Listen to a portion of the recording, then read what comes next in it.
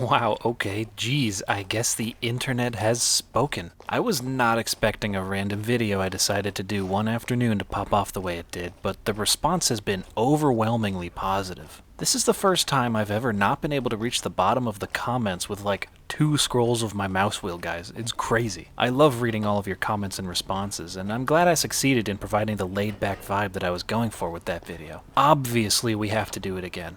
I mean, I had fun, you had fun, and these types of videos take a lot less time to make than my game reviews.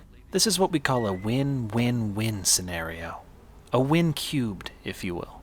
So grab a snack or a coffee, take an edible, whatever you gotta do to relax, and let's pull back the curtain again and see what kinds of spaces the Gary's Mod Workshop will gift us with today. Just like last time, there will be no auditory jump scares in this entire video. Your ears are safe.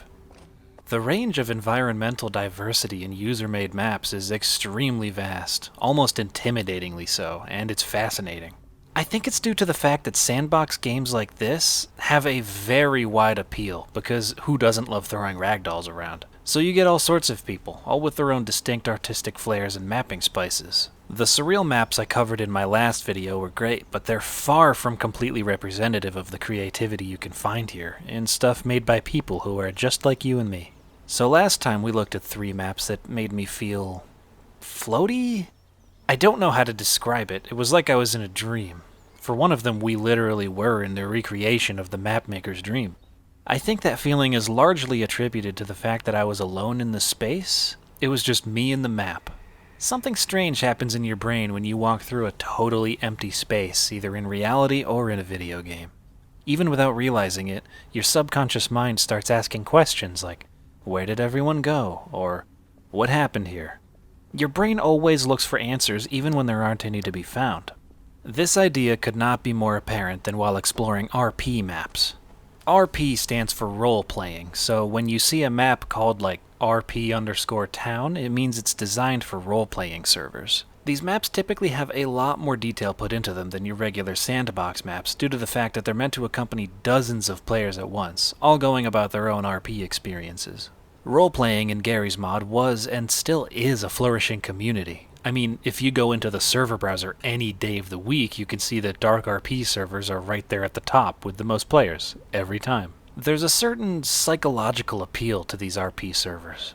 The idea is, you join the server and you play the role of a character with whatever backstory you decide to make up. You actually don't even have to do that. Lots of players just treat it as a virtual life sim. The thing that draws both of these types of players to RP servers is the capacity to exist in a different world. The opportunity to escape the mundanity of their everyday waking lives by logging on and interacting with like-minded individuals looking for the same escape. At least, that's my own take on it. I'm sure a lot of players just play RP because it's funny to sell crack to 12-year-olds. And it is.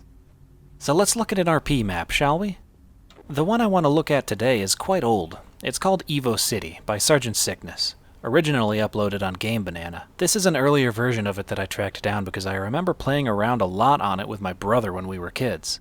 And it takes literally seconds before the memories start flooding in. The map is laid out in sections. We start in the Industrial District. This part of Evo City is home to 2 companies, Melineski Transportation LLC and Parker Building Materials Incorporated.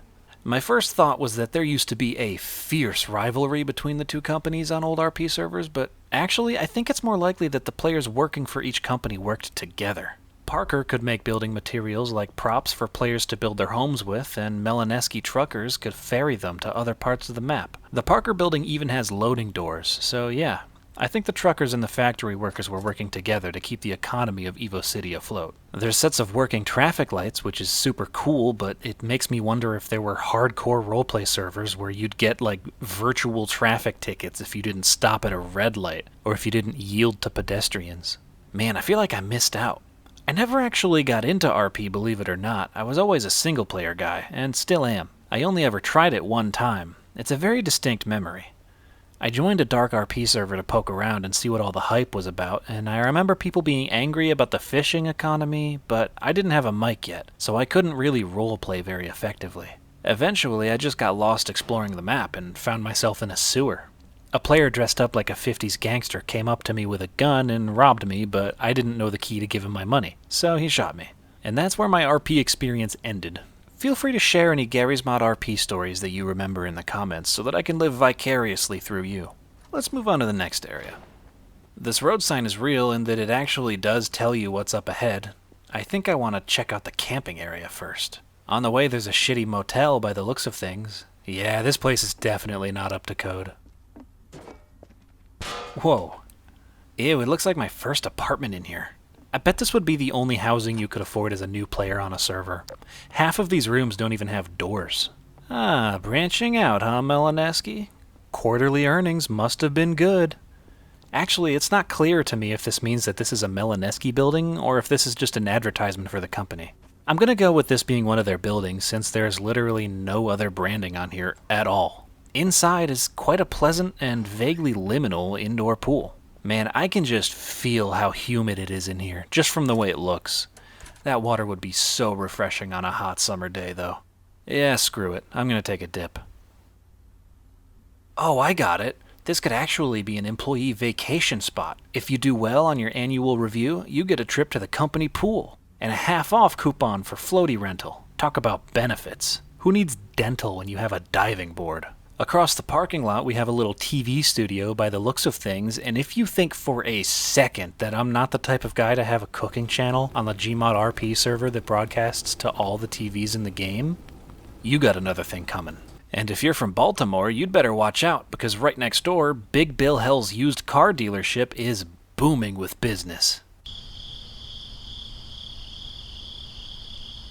I gotta say, it's really strange playing these big empty roleplay maps in single player, because you know this place used to be full of players years ago. Now it's empty.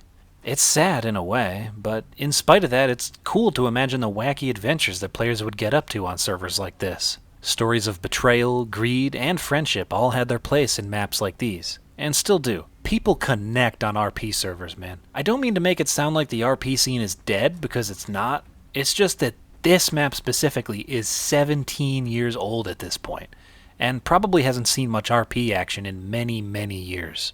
Isn't that so crazy to think about? This map was originally uploaded by Sergeant Sickness in 2007. It's older than some of you watching this video. I myself was busy picking my nose and playing Star Wars Battlefront 2 at that point, the old version, obviously. I actually didn't get around to discovering Evo City until well after the fact. I'm not that old, guys, come on. What's even more interesting is that Sergeant Sickness seems to still be adding to Evo City, even updating it as late as 2022. They have a test branch up on the workshop, so that's at least a fifth of their life they've spent working on this Gmod roleplay map. We're looking at someone's life work here, at least one stage of it. After a hop, skip, and a jump through the woods, we're finally at the place I remember most fondly on Evo City. This stretch of road right here. There's 2 houses, some woods, and the camping area. 12-year-old me would spend hours here. I'd spawn zombie spawners outside and see how long I could hold out. I would make ramps and drive the Half-Life 2 buggy off of them to see how far I could go.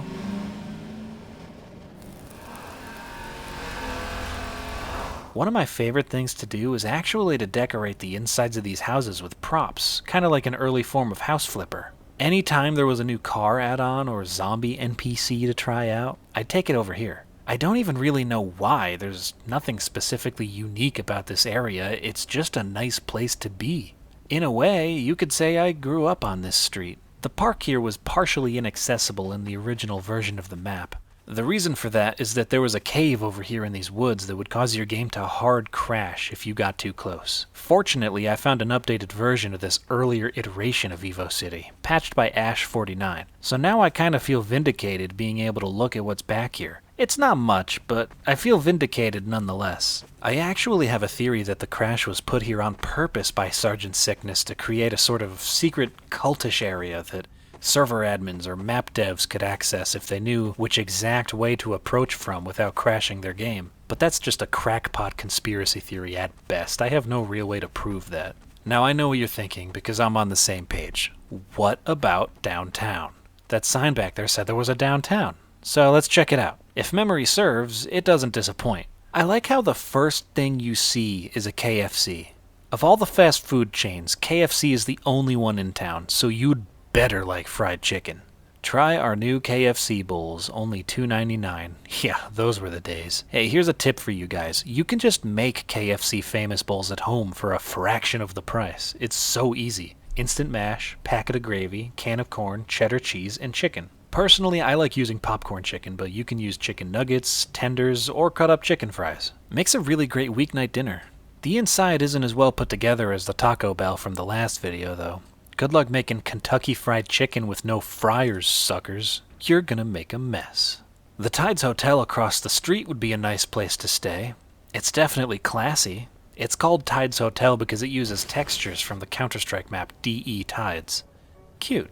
This wood in the bathroom is gonna rot fast, though, with all the steam and moisture coming from the showers, so you'll want to get that handled quick. Evo City has everything. Cute corner cafes, computer stores, a bank. Okay, not how I expected that to open. Man, I bet RP drug dealers made bank back here. And hey, if food is the only drug you need, you can stock up on it at Cub Foods. Yeah, they have quite a selection. This room makes me anxious. Let's leave. Ooh, these buttons make nice noises. Oh, they make nice noises and put up a force field. Cool. I bet players used to use it to keep the common rabble out, or to keep disgruntled employees in. Things take a turn for the creepy in this high-rise here.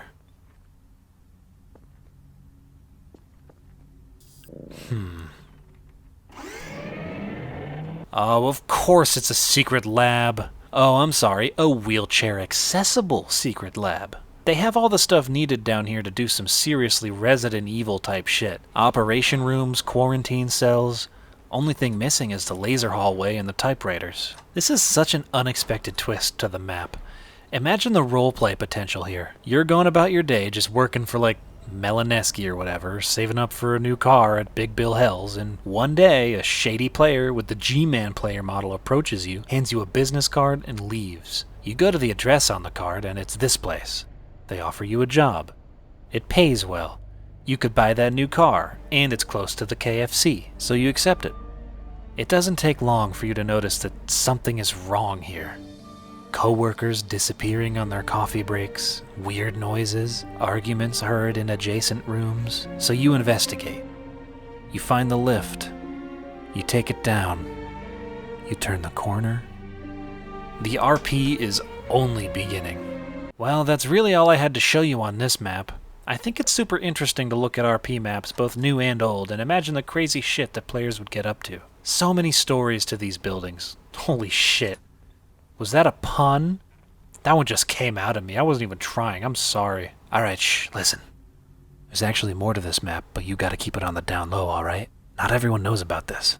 If you head to these back alleys and past this blue thing, there is yet another secret lab. Jeez, these labs must have employed more than the damn shops. I actually think this one functioned as more of an admin area for servers, where admins can go watch other players on screens or eat chips or do whatever it is that admins do. It's pretty cool, and interesting that there's a way to physically access the area. Most admin areas for RP maps are just boxes that you no-clip into outside of the skybox. So that's your tour of Evo City. Whether you're visiting or moving here, it has something for everyone. It is a classic Garry's Mod map. Right up there with Big City and Flatgrass Pit as far as I'm concerned. Wow, I did not mean to spend so much time here. I guess I got sucked in. That's alright. It was a fun little trip down memory lane. Evo City is big, like most RP maps, but big maps aren't the only ones worth looking at. As a matter of fact, lots of the more artistically inclined maps are the small ones. So let's take a quick intermission before our next major stop and check out some little guys. The first little guy we're looking at is called Dollhouse by Ozon. Hello? Oh, there it is. Yeah, I don't have to say that this map is kind of creepy for you to get that vibe. It's exactly what you think. It's a little Barbie dollhouse sized up for you to look at and go into. Or did we get sized down? Where are we anyway? My first impulse is to think that we're in a pocket dimension, judging by the surroundings, but there's some background noises that make me wonder. Maybe we're in a plastic tote or a toy chest. Maybe the daytime version will give us more hints. Yeah, nope, definitely pocket dimension of some sort. The fog lends it an almost Silent Hill-ish vibe, and the grass just goes on forever. You know, I used to think that it would be neat to shrink down to explore dollhouses like Stuart Little or something, but now I'm realizing that it's kind of overrated. Cool idea though, good map. This next one is called Dream Desert by Conical G, based off a dream they had, and what a dream it must have been. They say that in this dream the desert was warm and peaceful, and that definitely comes through. The sky is beautiful. Definitely getting that dreamy feeling from it. Found some sarcophaguses, or is it sarcophagi? And inside is a skeleton. I don't know what I expected. Inside the big pyramid there's a bunch more sarcophagi. I would feel bad about opening them, but I think since I'm also a skeleton, they'll forgive me. I actually get slightly spooked here because I wasn't sure if my eyes were playing tricks on me or if I saw a pair of red eyes at the end of this hallway. Looking back at the footage makes it abundantly clear. This shit is kinda haunted. Up at the top here there's a gravity elevator. I knew it. Ancient Aliens is always the answer. I activated this and thought it did nothing, but when I head outside you can see that there's a laser beam coming from the tip of the pyramid. Huh. Okay. Looks like we may have a little Easter egg in our midst here. I love this. Whoa. Okay. Okay then, let's go over there. It's glowing. Beckoning me. Oh, hell yeah. I was not expecting this at all. I was expecting something scary, but a skeleton dance party? Are you kidding me? Surely you guys don't mind if I boogie out for a while.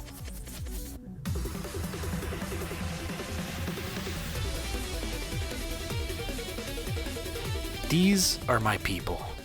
Sorry I opened all of your sarcophagi, though. Now this is an excellent Easter egg. Call of Duty Zombies should take notes. What's going on in here? You guys pondering the orb? Oops. Sorry. Yeah, so Dream Desert. That certainly didn't disappoint. I can check dancing skeletons off the map exploration bingo card. This is the type of dream you wake up from, like, feeling different. Not bad, not worse. Just different. Alright, now that we've had our little pit stop, let's continue with the main event. In my last video, we explored the Liminal Gallery map by Shady Milk. An excellent map with lots of dreamcore surrealism stuff to look at. Very chill vibes. Only slightly creepy. Well, I gotta come clean, you guys. I don't care if the liminal space trend is years old already. I can't get enough of it.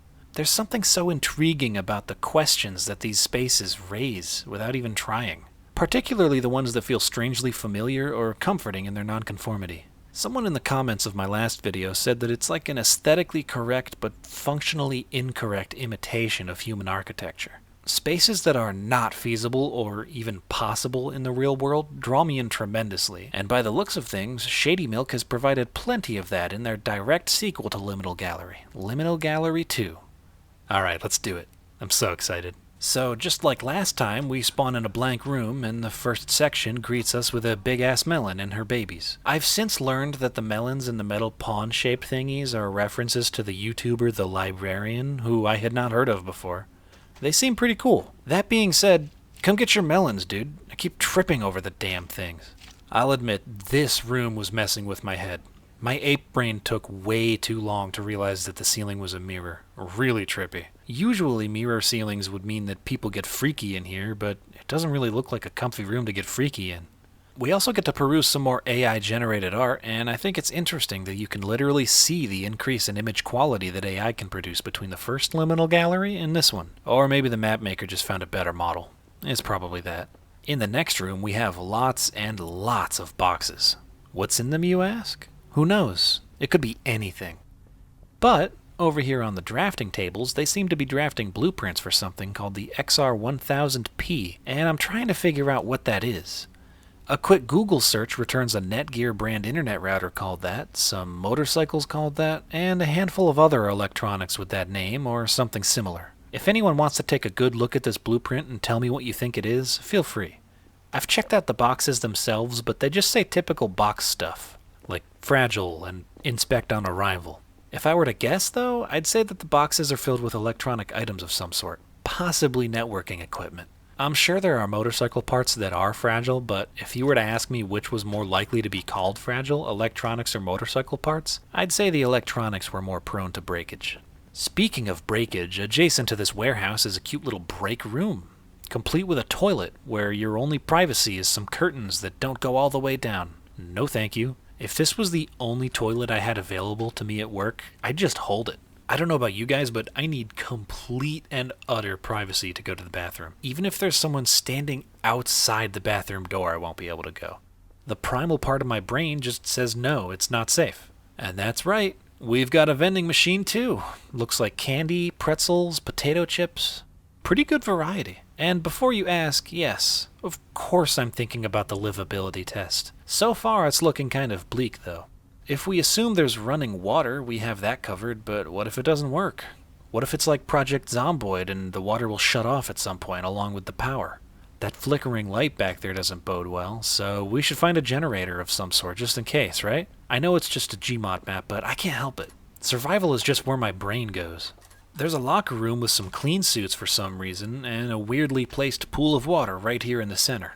I'll bet someone was baptized here. It's crystal clear water, but it's not much. Maybe a month's worth at best. In a nearby room, there's some downright filthy mattresses and some water jugs, but they're all empty. There's also a narrow skylight kind of thing that looks like it leads into heaven or something. I'll bet if you stacked some stuff, you could Jackie Chan style shimmy your way towards the light, but what would you find up there?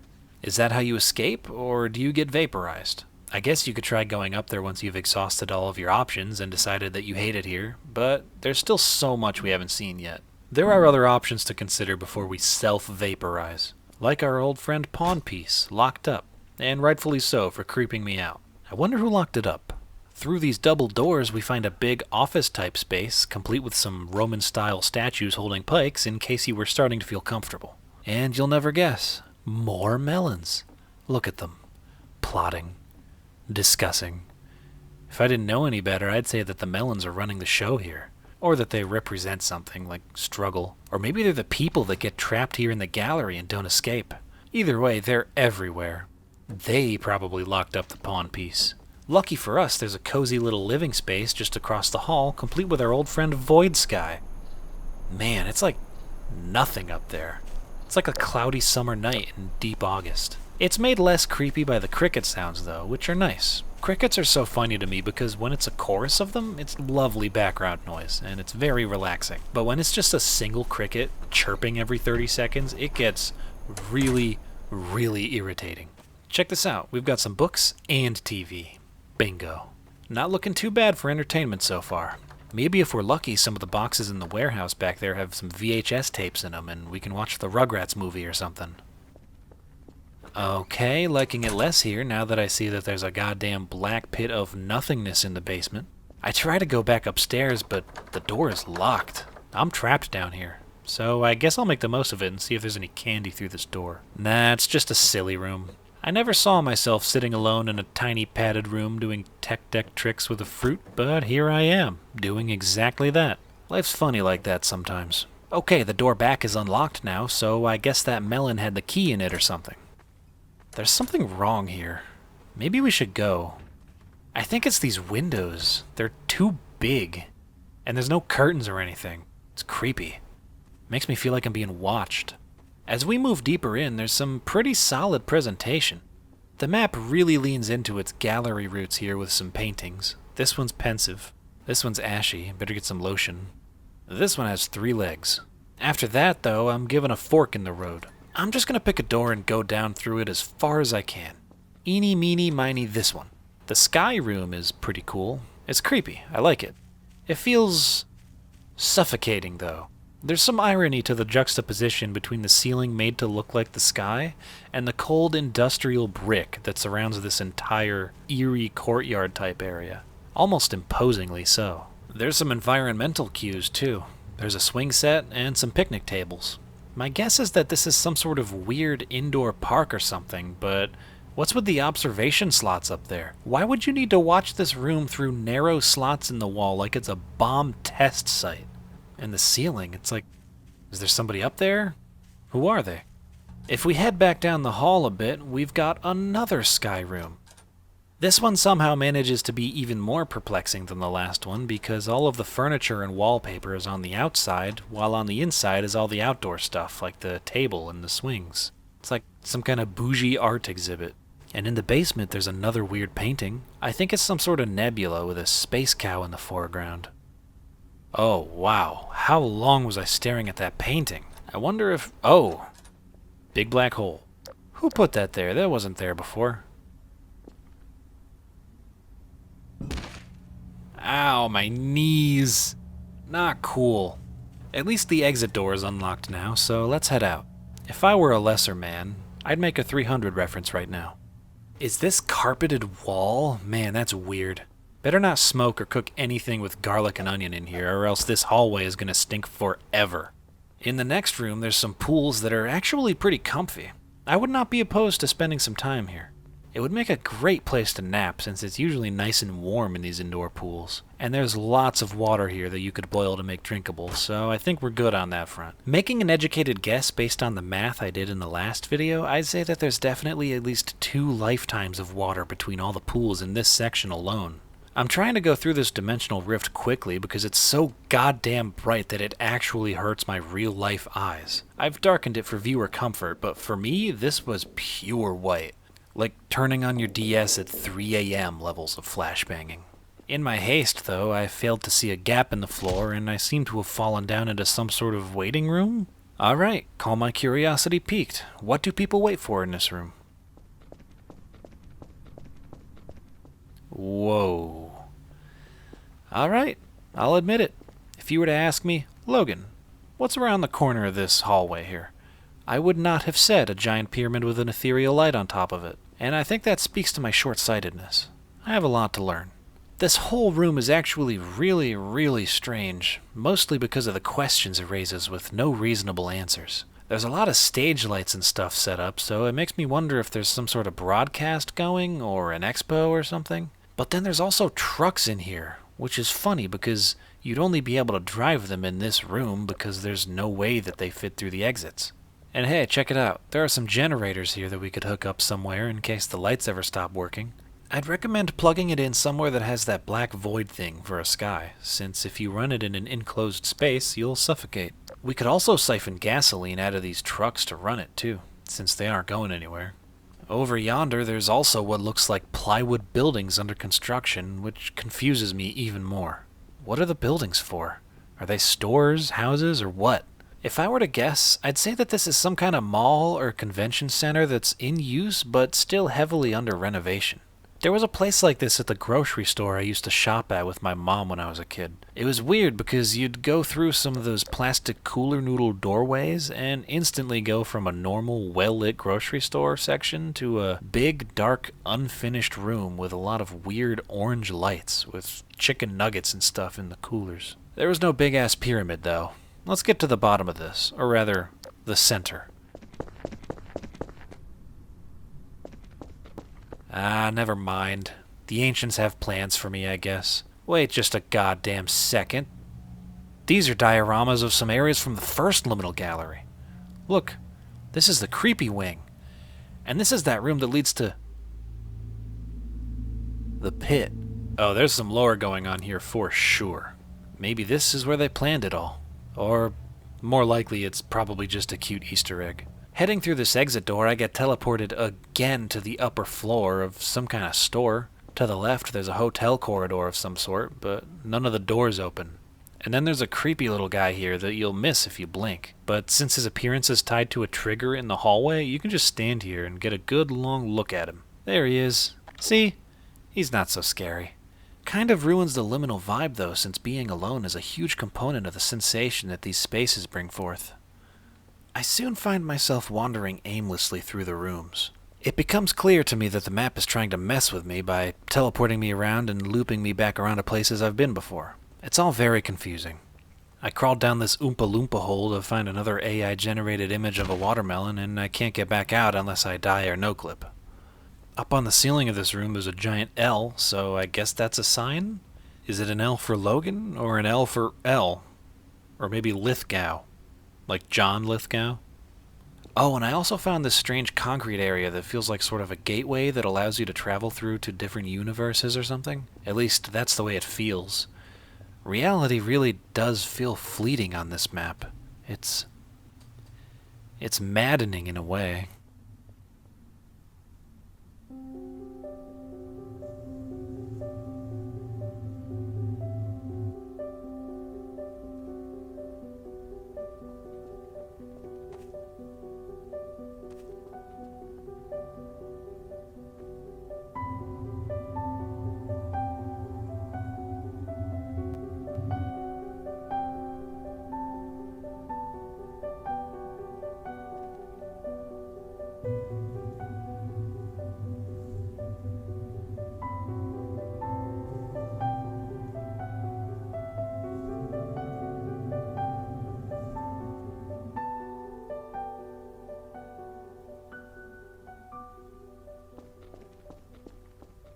Ah, finally back in the sky room again.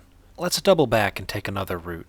I think this area of the map is cursed. This room past the melon sermon is just dead-ass the back rooms, but only for like a second.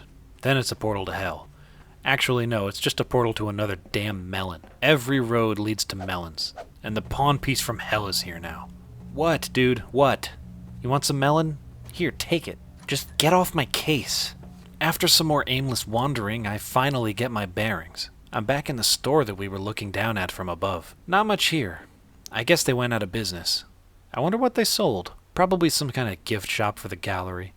I bet they sold keychains of watermelons. Or magnets. Oh, nice little pool with an ominous hole at the bottom. There's not much here, honestly. There's your liminal space mandated hallway with water in it, and the metal pawn piece is still following us. He probably just wants to know what the maps in the beginning of the video were called. Just check the credits at the end, dude. They're all there. And that about does it for all there is to see on this map. But that's not all there is to talk about.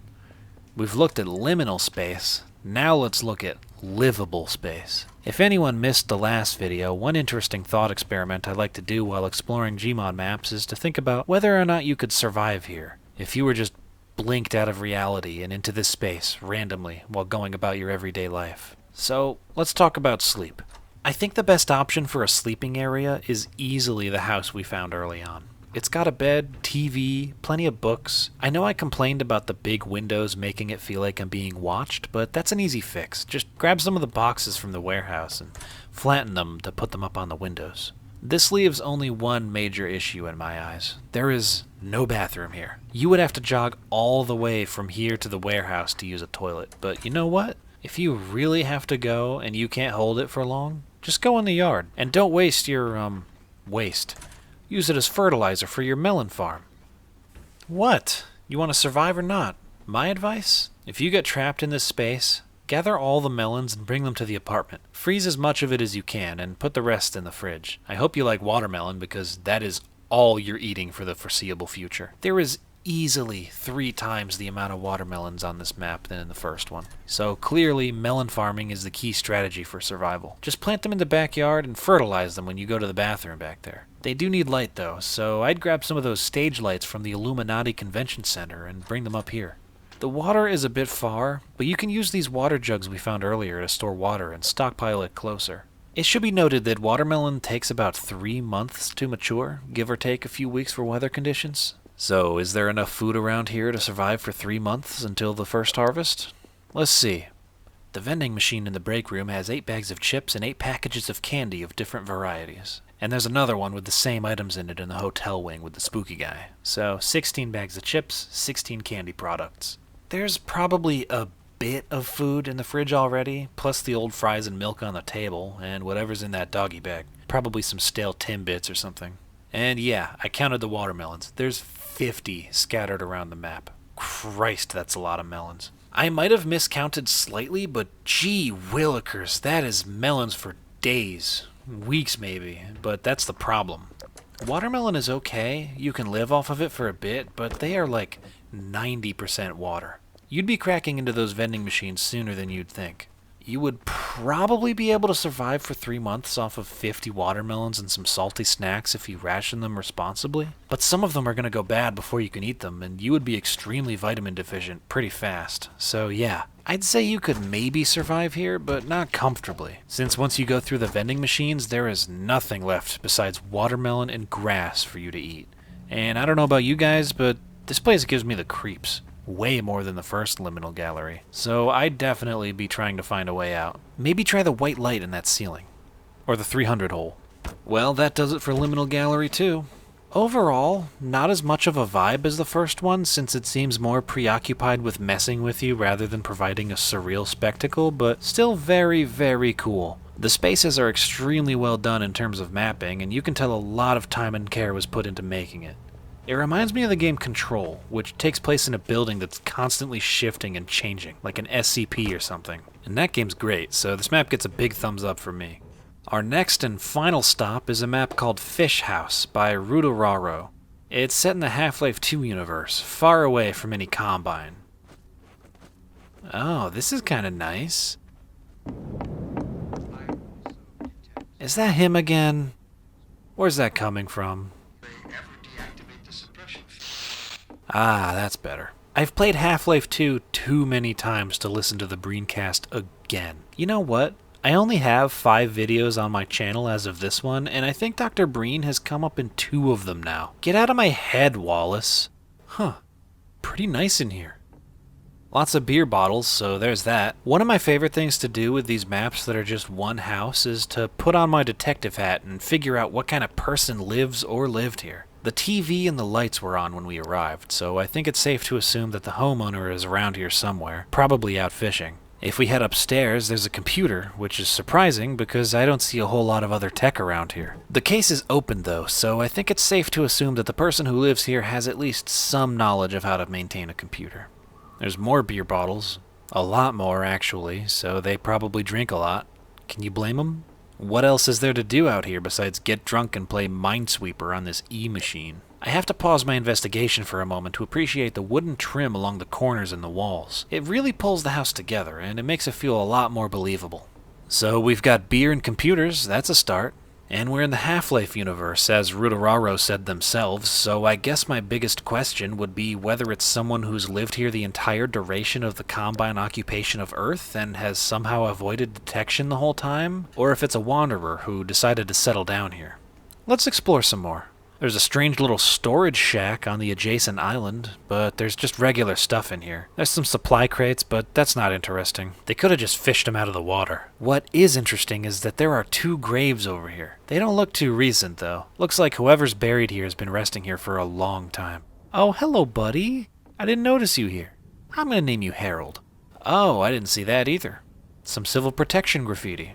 Okay, so it's all but certain that whoever lives here came here after the 7-Hour War, because they've encountered civil protection. But this probably isn't during the events of Half-Life 2, since in the Highway 17 chapter you can see that the Combine have drained a lot of the water from the Earth, and here the water level seems fairly normal still. The person living here might not have been the one who made the graffiti, but something tells me that if there was some pre-war fisherman living here, they wouldn't take too kindly to young whippersnappers spray painting their home.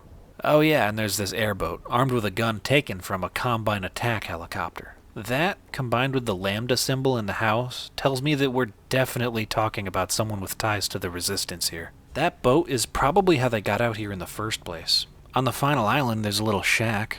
Inside looks like a living space. Okay, interesting. So there might have been more than one resident here. One living in the house, and the other in the shack. I bet they fought over who got to live in the house. I know I would. The house is way better. Okay, let's pull it all together.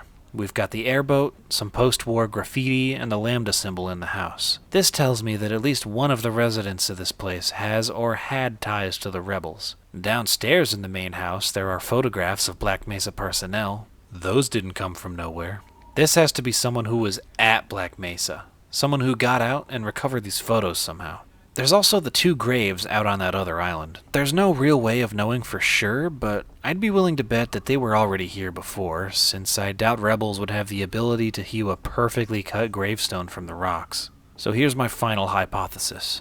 2 members of the Resistance, one of them a survivor of Black Mesa, decided after seeing many of their comrades in arms get blown to smithereens that it's not worth it to resist anymore. But they were also smart enough to realize that to surrender to the Combine means to die, or worse. So they take a leap of faith. They take the airboat, weld a chopper gun to it, and they just dip. Maybe they left a note or something. Maybe they didn't have to because they were the only 2 left. Anyway, they take the armed airboat out to the sea, fighting off the occasional search and destroy Overwatch squad and narrowly avoiding gunship patrols.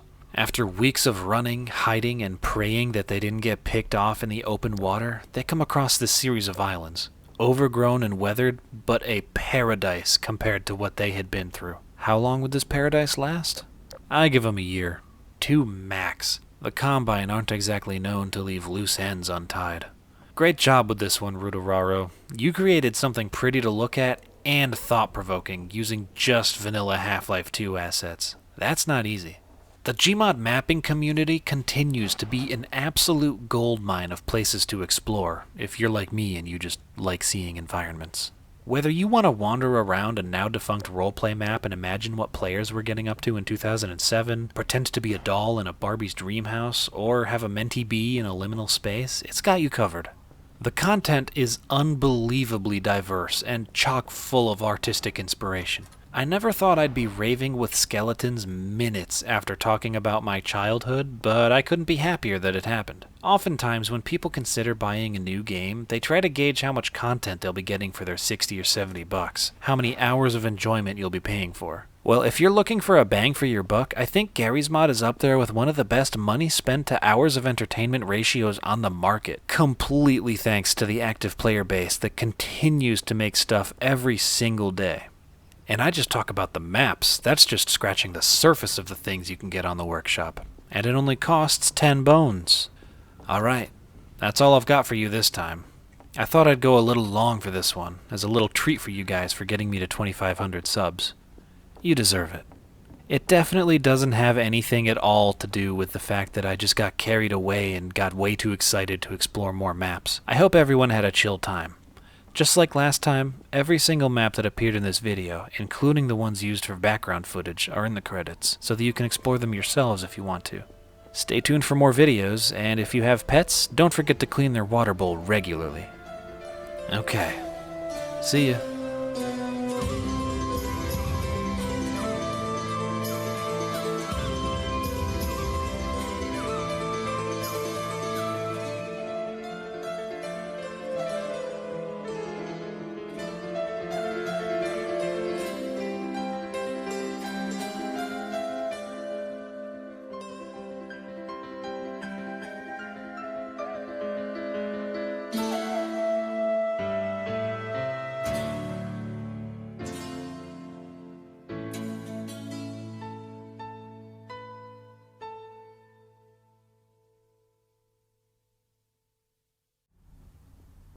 And before you ask, yes, I found the cow room, so, yeah.